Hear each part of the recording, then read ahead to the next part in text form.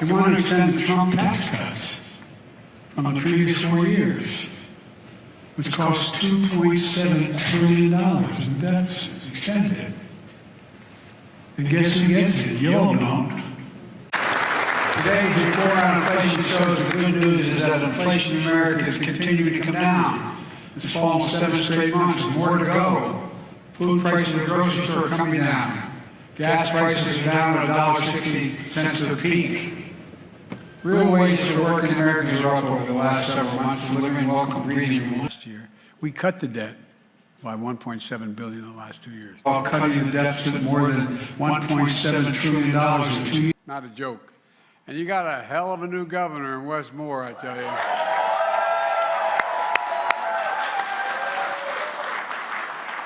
He's the real deal, and the boy looks like he can still play. He got some guns on him. FEMA Director Criswell, she's on, and I'm here with my senior advisor and boy who knows Louisiana very, very well. In addition, this Inflation Reduction Act cracks down on super wealthy tax cheats. My Republican friends have spent years cutting the number of IRS agents, the people who audit the super wealthy. It's very, you know, when you make $200 million bucks, I only wish, like $200 million bucks, you got very expensive accountants. You got a lot of people doing a lot of things to make sure you pay little. And just last month, the very first bill the Republicans passed in the House of Representatives would rescind that effort and would cut all those folks out again. Instead, they let tax cheats get away with it. And by the way, we're on the topic of Medicare.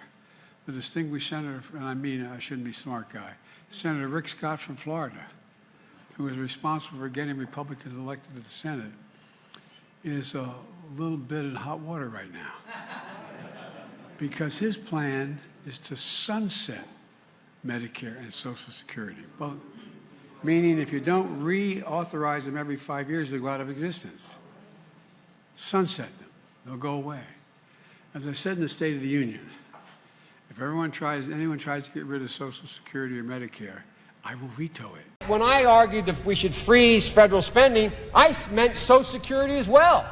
I meant Medicare and Medicaid. I meant veterans benefits. I meant every single solitary thing in the government. And I not only tried it once, I tried it twice, I tried it a third time, and I tried it a fourth time. Okay, I'll see you guys on Monday. Thank you, everybody. Thank you. Sorry, guys, we have to end the briefing. I got to go into the Oval, but I will see you tomorrow. And thank you for the compliment on the smile. I appreciate that. But I'll be back tomorrow. Thanks, everybody. There were reports of the FBI searched the University of Delaware and the president's papers there for his time in the Senate. Did the president consent to that search? So I understand the questions. I know there are going to be a few more questions about that. I'm going to say from here, as I would refer you to the Department of Justice. On the searches, regarding the searches against the University of Delaware, is there any other office space President Biden kept his records from the time he was vice president to now? Again, I'm going to respond just the same way I just did with Zeke, is we're just going to continue to be consistent here, and I'm just not going to respond to or give comment and refer you to the Department of Justice. Okay, can you say who prompted the search? Again, I would refer you to the Department of Justice. It defies reason that you would have zero idea what these three objects were, since the fighter jets themselves took video of their sorties. Will you release the cockpit videos from those missions? I'd have to refer you to DOD on that, James, in terms of releasing the imagery. I know you have tried to portray this entire sequence of events as one in which the commander-in-chief demonstrated good judgment at the right time and did the right things. The president's critics obviously see it differently. And what they depict is a commander-in-chief who, according to the Washington Post reporting, was able to track this Chinese spy balloon from the inception of its mission off of Hainan Island all the way to U.S. airspace and across the country. And eventually that was shot down after the Chinese had a good look at whatever they wanted to see with that balloon. And who then presided over a series of missions in which millions and millions of dollars were spent and missiles were fired at objects that you now concede most likely were benign in nature. That suggests a commander-in-chief who overreacted after allowing the Chinese spy balloon to do what it did, and then went trigger happy on a bunch of kites and balloons that had no military threat to them. What do you say to that depiction of events? I've already reacted to that exact criticism in the first.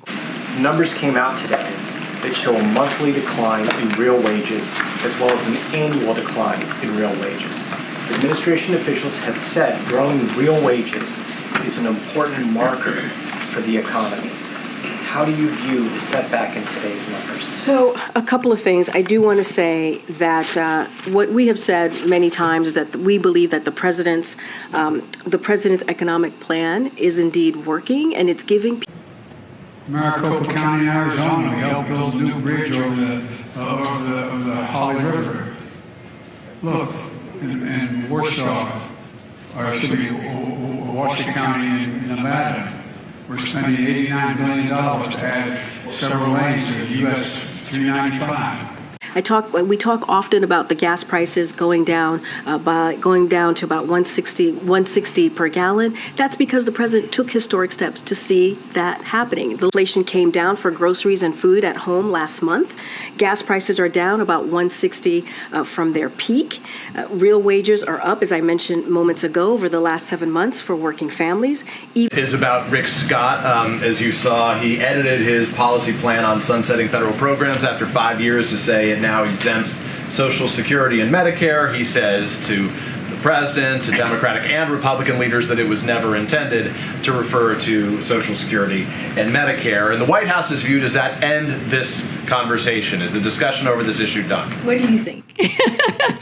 So I thought you would ask this question, so I have a couple of things. But make no mistake, his true colors are undeniable and on the record. They have been speaking at both sides of their mouths here. That's what Republicans in the Senate and Congress more broadly have been doing. Have hit your prime yet.